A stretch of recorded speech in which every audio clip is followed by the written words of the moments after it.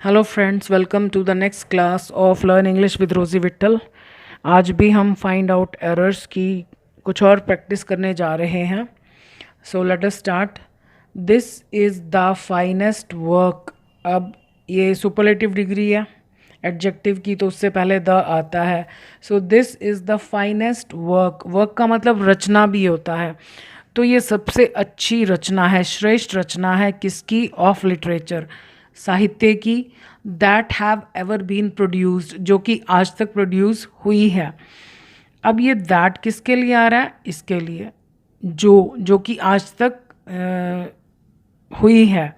सो ये दैट इसके लिए आ रहा है, तो फिर इसके साथ हैज़ आना चाहिए। जब भी सब्जेक्ट के लिए कोई प्रोनाउन लगा होता है बीच में, हु, विच, तो हमेशा उससे पीछे वाले उस नाउन को देखना चाहिए जिसके लिए कि वो आया है। तो वो इसको कह रहा है, लिटरेचर को नहीं कह रहा। मतलब वो सबसे अच्छी रचना है साहित्य की जो आज तक पैदा की गई है या जिसका आज तक जन्म हुआ है। तो दैट हैज़, और ये पैसिव वॉइस ही होना चाहिए क्योंकि इसने प्रोड्यूस नहीं किया, इसको प्रोड्यूस किया गया। तो पैसिव वॉइस के लिए बी की फॉर्म चाहिए।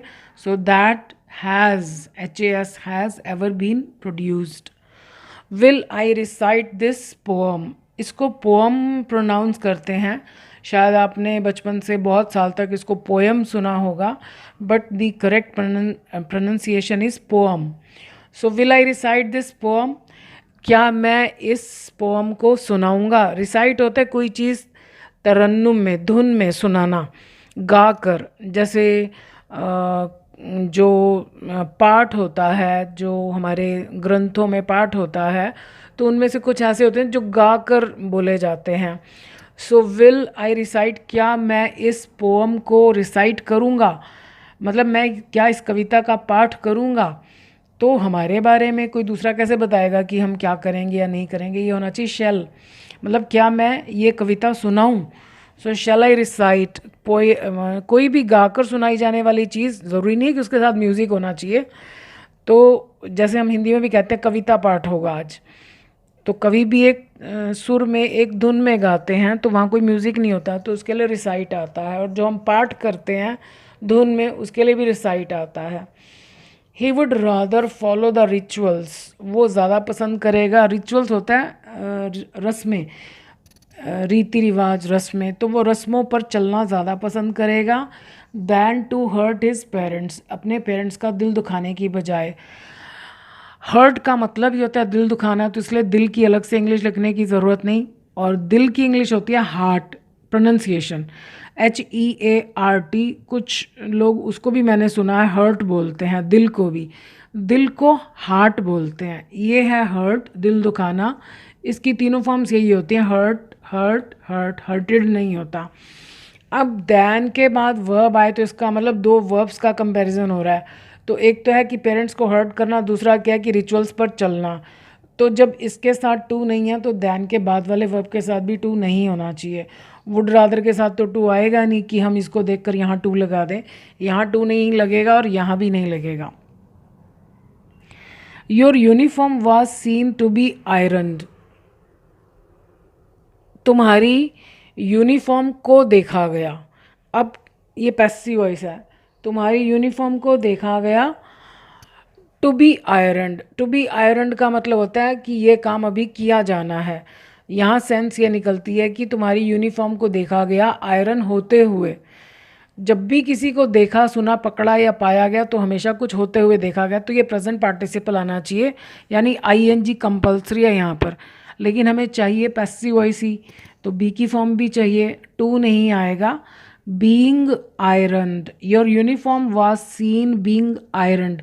आप प्रेजेंट पार्टिसिपल अगर ज़्यादा नहीं समझते हैं तो आप उसकी लॉन्ग वीडियोस देखिए, तो आपको क्लियर हो जाएगा। So irrational was the answer, adjective से पहले ही हम सो गए। सो गए तो हमने क्या किया, ये क्वेश्चन की फॉर्म में लिख दिया और इसे क्वेश्चन की फॉर्म में ही लिखना है, जबकि मीनिंग सिंपल सेंटेंस में है। सो इरैशनल वॉज द आंसर, मतलब जो जवाब था वो इतना अतार्किक था, मतलब तर्क से भरा हुआ नहीं था, समझदारी से भरा हुआ नहीं था। So irrational was the answer that it disappoints everybody, कि वो हर किसी को निराश करता है। अब करता है नहीं, किया। जब जवाब पास्ट में एक दिन की बात है कि वो जवाब नासमझी भरा था, तो वो रोज़ कैसे डिसअपॉइंट कर सकता है, तो वो बार बार कैसे डिसअपॉइंट कर सकता है। तो ये पास्ट में होना चाहिए, इट डिसअपॉइंटेड एवरीबडी। ये मिस्टेक बहुत कॉमन है कि सेंटेंस का पहला हिस्सा पास्ट में है, दूसरा बहुत बार एक्चुअली सुनने में प्रेजेंट लगता है, तो इसलिए स्टूडेंट्स प्रेजेंट टेंस लगाते हैं, जो कि गलत है। ये तो खैर सुनने में ही प्रेजेंट नहीं लग रहा कि इतना इररेशनल जवाब था कि उसने सबको निराश कर दिया। He said that he will leave nothing to chance. Leave nothing to chance का मतलब होता है कोई कसर ना छोड़ना, कोई कमी नहीं छोड़ना। तो उस मतलब जैसे आप कोई रिस्क नहीं ले रहे, कोई कमी नहीं छोड़ेंगे, अपनी तरफ से पूरा जोर लगाएंगे। सो उसने कहा कि वो कोई कसर नहीं छोड़ेगा, यानी किसी भी चीज़ को चांस पर नहीं छोड़ेगा, सब कुछ वो प्रॉपरली करेगा। अभी मैं ऊपर इस सेंटेंस में आपको समझा रही थी कि ये बड़ी कॉमन गलती है कि ये पास्ट में शुरू हो गया और यहाँ पास्ट नहीं है। विल का पास्ट क्या होता है, वुड। ये फर्स्ट फॉर्म ही रहेगा, क्योंकि विल के बाद भी फर्स्ट फॉर्म आती है और वुड के बाद भी फर्स्ट फॉर्म आती है। तो उसने कहा कि वो कुछ भी कसर नहीं छोड़ेगा। No matter howsoever fast you drive. अब नो मैटर और हाउसएवर दोनों का मतलब एक ही है। नो मैटर आता है तो फिर हाउ आता है उसके बाद, नो मैटर हाउ, या फिर अकेला हाउसएवर। तो no matter how fast you drive, no matter मतलब इस बात से कोई फ़र्क नहीं पड़ता कि आप कितना तेज़ चलाते हैं, you can not get off scot free. अब गेट ऑफ स्कॉट फ्री जब इकट्ठा आता है तो उसका मतलब होता है बिना सज़ा के निकल जाना, सज़ा खाने से बच जाना। तो आप भले ही जितना मर्ज़ी तेज़ चला लो गाड़ी को, आप सज़ा खाने से बच नहीं सकते हैं। तो या तो सिर्फ हाउस एवर लिखिए, house ever fast you drive, या फिर नो मैटर लिखना है तो फिर साथ में हाउ भी लगाना पड़ेगा और इसको निकालना पड़ेगा। Had he had punctual he would not have been discarded. Discard होता है छोड़ देना, किसी चीज़ को यूज़ करना बंद कर देना या किसी व्यक्ति को छोड़ देना, त्याग देना। अब ये कंडीशनल टाइप थर्ड है। ये जो हैड है ये दो काम कर रहा है, एक इफ़ का और एक हैड का। आप इसको अगर हम बिल्कुल इफ़ लगा कर बनाएं तो ये बनेगा इफ़ ही हैड, ये हैड अंदर आ जाएगा, इफ़ ही हैड पंक्चुअल। अब मान लिया हम कंफ्यूज हैं, हमें समझ में नहीं आ रहा, तो सिंपल सेंटेंस बनाइए। ही इज़ पंक्चुअल होता है, ही इज़ पंक्चुअल में वर्ब क्या है, इज़, जो कि हमें यहाँ कहीं दिखाई नहीं दे रहा, तो गलत हो गया। अब ये कंडीशनल टाइप थर्ड है तो हैड तो आएगा ही आएगा और हैड के बाद वर्ब की थर्ड फॉर्म आएगी, और वर्ब हमने सिंपल सेंटेंस में क्या निकाला, इज़। तो इज़ की थर्ड फॉर्म क्या होती है, बीन, क्योंकि इज़ बी की फॉर्म है। सो ये चीज़ बहुत परेशान करती है। इसके लिए आप मॉडल सेंटेंसेस की 2 या 3 वीडियोज़ हैं, मुझे एग्जैक्टली ध्यान नहीं, बहुत ज़्यादा वीडियोज़ नहीं हैं, लेकिन अगर आप मॉडल सेंटेंसेस की वीडियोज़ देखेंगे ना तो आपको बिल्कुल क्लियर हो जाएगा कि हैड का क्या मतलब होता है और हैड बीन का क्या मतलब होता है। So had he been punctual. अब कुछ स्टूडेंट्स क्या करते हैं, यहाँ पर बीन लगाकर इसको भी छेड़ देते हैं, इसके साथ भी ईडी लगा देते हैं। जब आप सिंपल सेंटेंस बनाते हैं तो उसमें आप कह रहे हैं ही इज़ पंक्चुअल, तो इज़ हमने इज़ को छेड़ा ना, इज़ की थर्ड फॉर्म कर दी बीन, बस हमें एक ही वर्ड की फॉर्म चेंज करनी थी, वो हमने कर दिया, हमने बाकी वर्ड्स को नहीं छेड़ना। दूसरा लॉजिक ये देखिए कि जब इज़ के साथ पंक्चुअल आ रहा है तो अभी तो हम इज़ ही तो लगा रहे हैं, उसकी थर्ड फॉर्म लगा रहे हैं, तो यानी अब भी हमें इसे छेड़ने की ज़रूरत नहीं है, जो चीज़ इज़ के साथ जैसी थी अभी भी वैसी ही रहेगी। So had he been punctual he would not have been discarded, तो उसको नहीं यूँ छोड़ा गया होता, तो पैसिव वॉइस है, क्योंकि उसने नहीं छोड़ना था, उसको नहीं छोड़ा गया होता। तो ये सेकंड पार्ट तो करेक्ट है, इसमें मिस्टेक थी कि had he been punctual. Who did call you names. Call names का मतलब होता है गालियाँ देना, तो किसने तुम्हें गालियाँ दी। जब भी आप WH फैमिली यूज़ करें और केवल सिंपल प्रेजेंट टेंस और सिंपल पास्ट टेंस में ये प्रॉब्लम आती है। अगर आप यहाँ डू डज डिड लगा रहे हैं और उसके बाद आपको फॉरेन वर्ब नज़र आ रहा है तो 100% आपका सेंटेंस गलत है। अब मैं आपको ये बता रही हूँ कि सिंपल प्रेजेंट टेंस और सिंपल पास्ट टेंस की बात करी और केवल डू डज डिड बाकियों में ये प्रॉब्लम नहीं आती। तो डू डज डिड के फ़ौरन बाद यहाँ पर पहले एक नाउन या प्रोनाउन आना चाहिए, यानी कोई व्यक्ति या वस्तु आना चाहिए जिसके बारे में आप बात कर रहे हैं। अगर इसके फ़ौरन बाद वर्ब आ रहा है तो इसका मतलब इसकी हमें ज़रूरत नहीं है। डू डज डिड जो भी हमने लगाया उसकी ज़रूरत नहीं है, उसको निकाल दो। तो अगर आप डू डज डिड को निकालेंगे तो भी आपको इसकी शक्ल थोड़ी सी चेंज करनी पड़ेगी। अब ये डिड है, मतलब हमको पास्ट टेंस में बनाना है, तो जब डिड निकलेगा तो यहाँ सेकंड फॉर्म होनी चाहिए।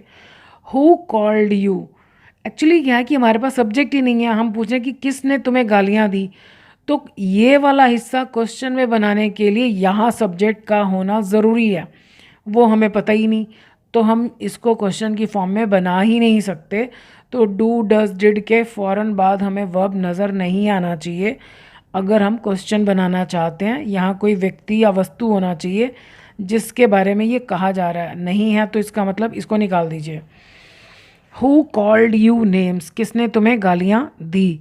This is one of the most violent scene, यह है वन एक में से, किस में से, सबसे मार धाड़ वाले सीन्स में से एक है। तो मैंने आपको बार बार बताया और ये बार बार बताने के बावजूद भी गलती होती है, जब भी ऑफ द में से के लिए यूज़ होता है कि इतने में से, तो इसके बाद वाला जो नाउन है वो हमेशा हमेशा हमेशा प्लूरल होना चाहिए। ये बार बार बताने के बावजूद भी मैंने देखा स्टूडेंट के दिमाग में यही रहता है कि यहाँ वन है तो यहाँ पर सी नहीं आना चाहिए। इसको देखो ना, ऑफ द सबसे हिंसक दृश्यों में से, सीन्स में से एक है ये। Which I have ever seen in the movie, जो कि मैंने आज तक किसी फिल्म में देखा है। So this is one of the most violent scenes.